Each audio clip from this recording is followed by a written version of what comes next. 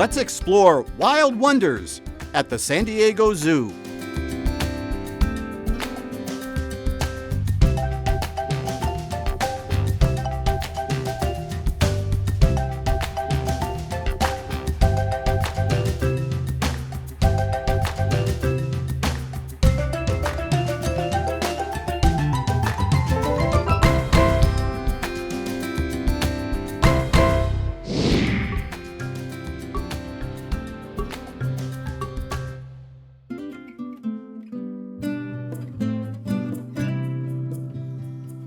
So these are our striped hyena brothers. First out is Puru with his trainer Shannon, and behind Puru will be Thule with his trainer Kim. So these are striped hyenas, and I cannot think of another animal that we work with that have as vilified of a reputation as these animals. So we really appreciate getting them out in front of our guests to be able to tell this true story of hyenas and the fact that these animals are not vicious killers. They're nature's ultimate garbage man. They're great scavengers, and as you can probably see by their demeanor, these hyenas are incredibly shy. They're males, they're brothers, they're 9 years old. They're eating an extra lean carnivore diet. It's extra lean beef and it's raw.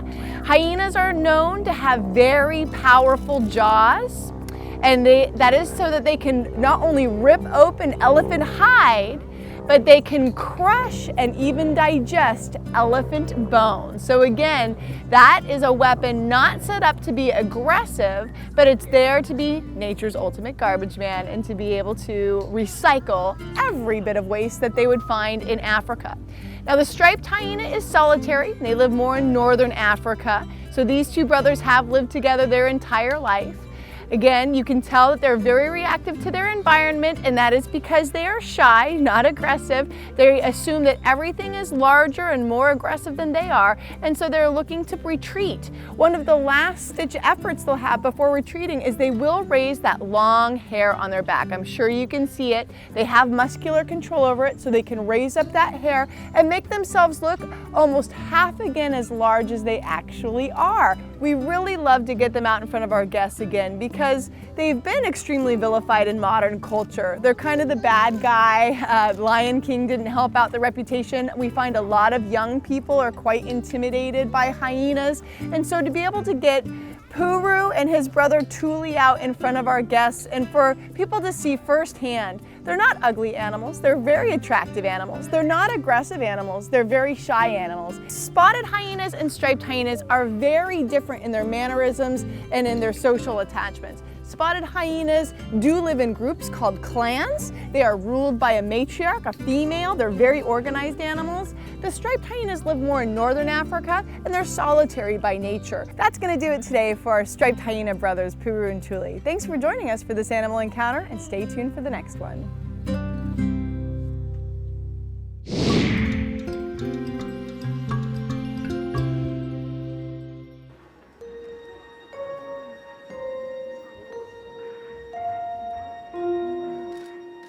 Well, today we're over here at the lion exhibit called Lion Camp at the San Diego Zoo Safari Park. We're here to see Izzu's first day intro to his family, Oshana and his 4 cubs.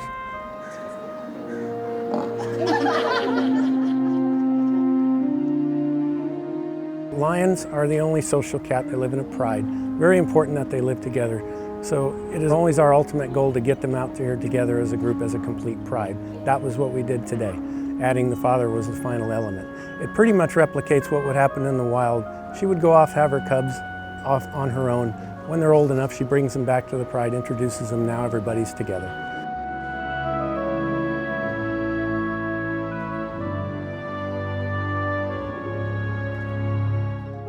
Well, the first when we let them out, they go out to venture into the exhibit. Oshana actually went all the way across the exhibit. This is her first break since those cubs were born. So once Dad's out there with him, she's like, great, you watch him for a while. I'm going over here. The cubs were just so fascinated with Izzu, they just wanted to stay around him. And he was just kind of making faces and grimacing, barking out a little bit, stay back, stay back. But then finally he's settled down and laid down, and one by one they've been getting on him and crawling on him, and he's becoming more and more tolerant of it.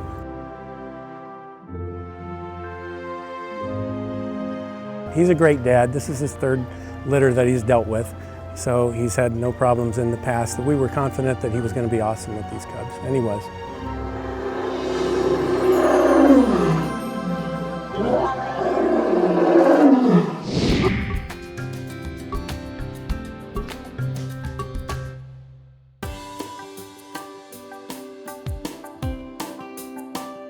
Here at the San Diego Zoo, we have two Basian Warty Piglets.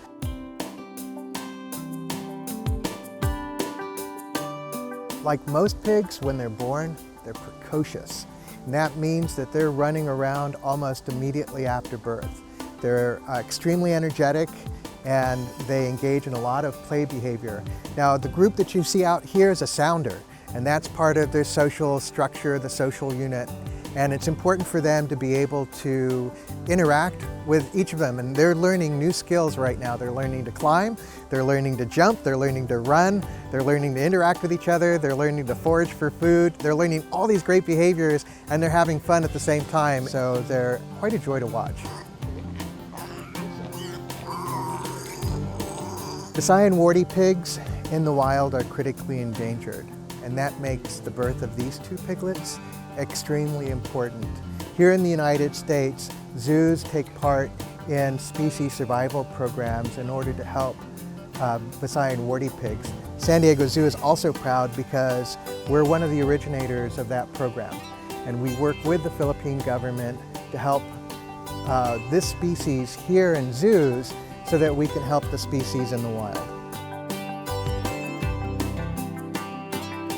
The piglets are on exhibit with their parents and their sounder, and guests can enjoy watching them play just about at any time unless they're asleep or nursing on mom. But chances are, if they come down here to the canyon, they'll be able to get a really good view of the piglets at play.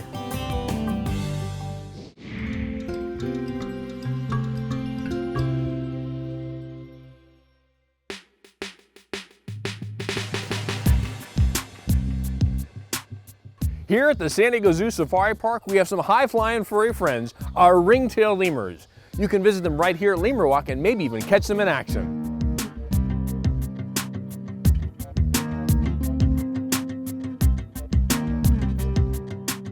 Lemurs are prosimians, which means they're related to monkeys and apes, but they're a little different. They rely on their sense of smell more than other primates, and their long snout, wet and hairless black nose, and curved nostrils make them super sniffers. Lemurs are herbivores, which means they eat plants like fruit, flowers, and leaves, well, and even insects now and then. Do you like to eat any of those things?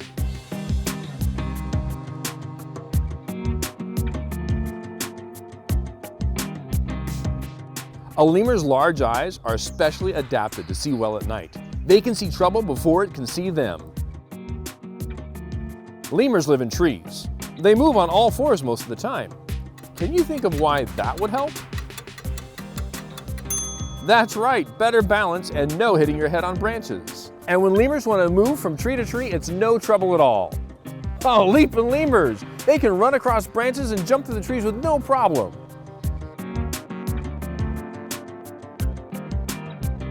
A lemur's hands and feet are good at grasping branches, and there's something special about them. Big toe and finger pads help them stick when they land. Ringtail lemurs use their long striped tails for balance when running in trees, and they help other lemurs spot them in the brush. Animal fact, they'll also scent mark their tails and use them to mark their territory. Aren't you glad we got to catch lemurs in action?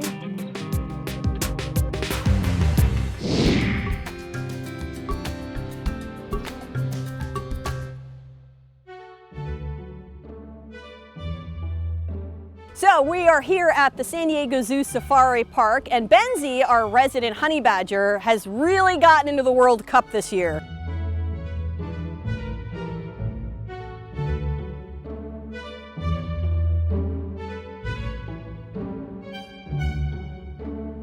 So we wanted to show our spirit and do something to get into the action and all the excitement with the World Cup. So we thought nothing better than our little black and white honey badger with a whole bunch of black and white soccer balls. And as you can see, she's extremely enthusiastic.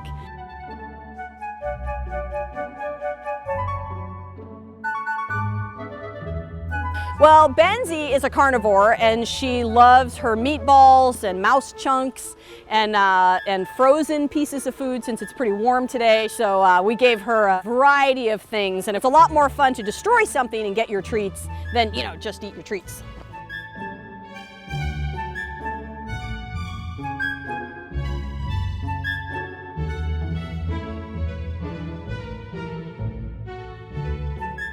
So of course everyone's heard about honey badger doesn't care, honey badger don't care, but I will tell you that it's quite the opposite. Honey badger does care, and this year honey badger cares about the World Cup.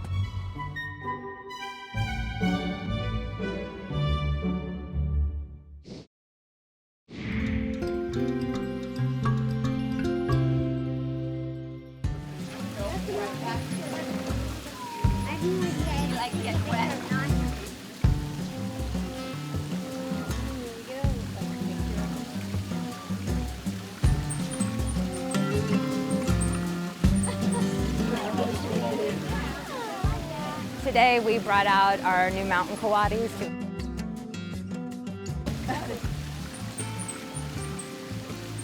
They are lucky because they're quarantining at their exhibit since it's new, so they have the opportunity to go out there and get to learn it a little bit more before they go out there permanently. They didn't explore as much as I thought they were going to right away. In the house, they're much more comfortable. So they're all over the place coming out onto exhibit. It is a big new scary world. They have a very long snout. They're excellent sniffers. They use that snout like a shovel. Very long claws as well. They're excellent diggers. They will burrow as well as climb. They also have a long tail. They're excellent climbers and jumpers.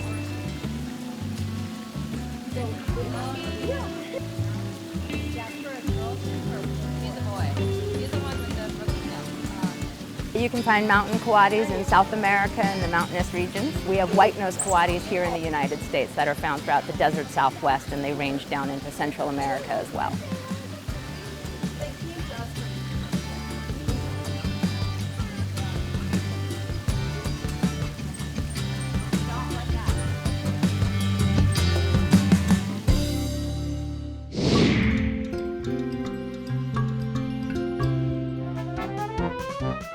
Today here at the San Diego Zoo, our three polar bears, Chinook, Kaluk, and Takik, are enjoying a massive 18 tons of freshly ice chip blown into their exhibit as snow.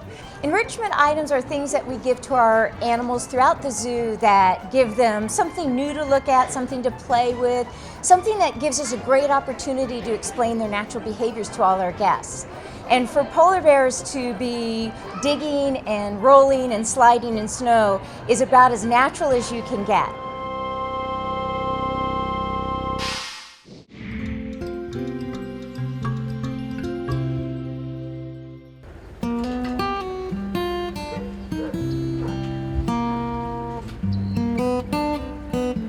This morning at the San Diego Zoo Safari Park, we were in the Asian Plains Field Enclosure releasing our female Greater One-horned Rhino, Tanaya, and her newborn calf, Patunia, out to meet the rest of the group.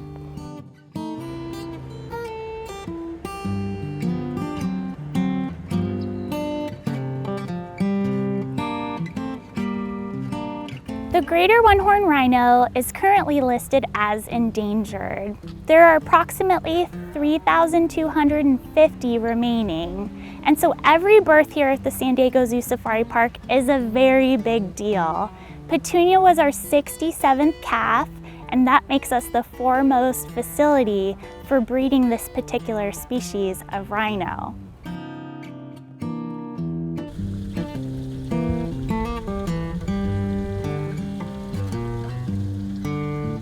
I think that introductions today went very well. Tanaya was very calm. She took her calf all around the 40-acre field enclosure, and there was no obstacle that Patunia couldn't handle. She rocked it.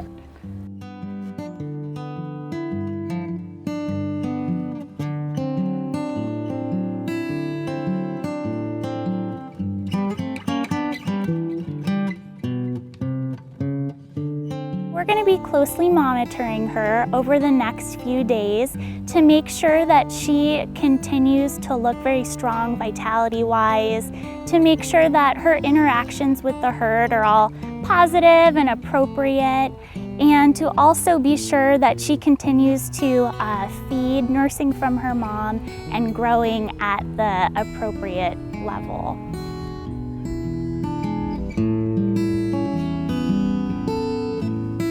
You can visit Patunia and her mom Tanaya at the San Diego Zoo Safari Park by taking one of our caravan safaris or one of our cart tours that visits the Asian Plains Field Enclosure.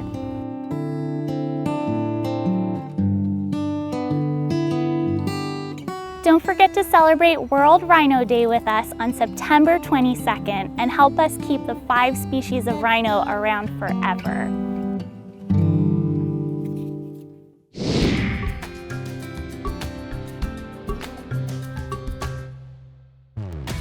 Here at the San Diego Zoo Safari Park, our African Plains Field exhibit is home to many African animals. One of the biggest and most interesting is the Cape buffalo.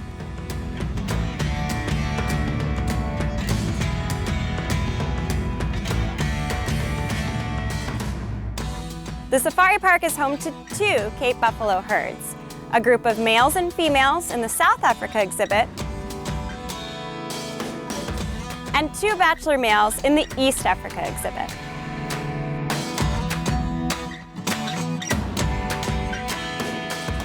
Why do you think these animals are called Cape buffalo? Do they wear capes? Of course not. Their name comes from the area of the world where they live in Africa. They're also called African buffalo. They live in the swamplands and grasslands of South and East Africa. They need a daily water supply, so they often stay close to watering holes.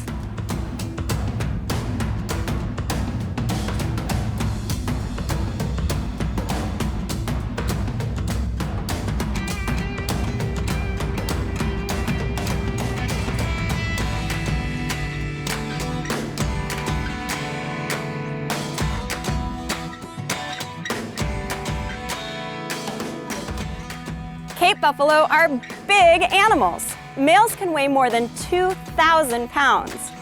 They're dark in color, almost black. They have very thick skin, up to 2 inches thick in some places. This helps protect them from injury during sparring and from predators. Their front hooves are wider than their rear hooves because they need to support the weight of the front part of their body, which is much heavier and more powerful than the back.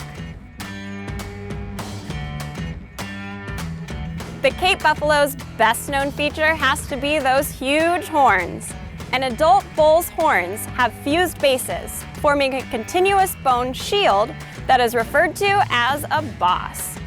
From the base, the horns diverge, then bend down, and smoothly curve upwards and outwards. The distance between the ends of the horns of a large bull is more than 3 feet. If predators threaten one member of the herd, the whole group protects that animal. The Cape buffalo know there's safety in numbers, and here at the Safari Park, they're also very loyal friends.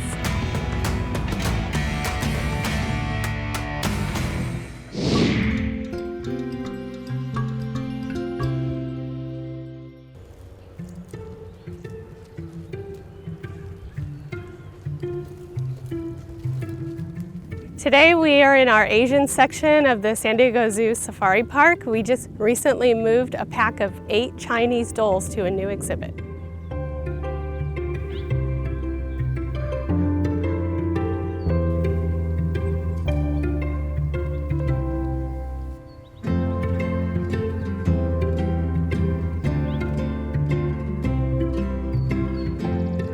Dholes tend to look a little bit like a red fox mixed with your pet at home.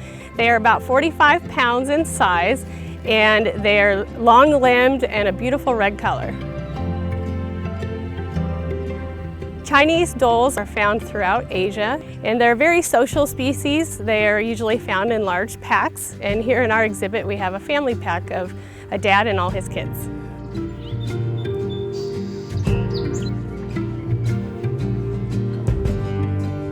Dholes are an endangered species in their wild habitat.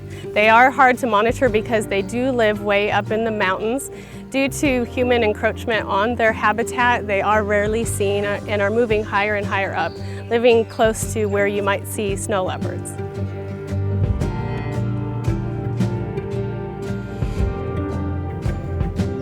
Chinese Dholes are such cool animals. They're extremely smart, very playful, and definitely one of my favorites.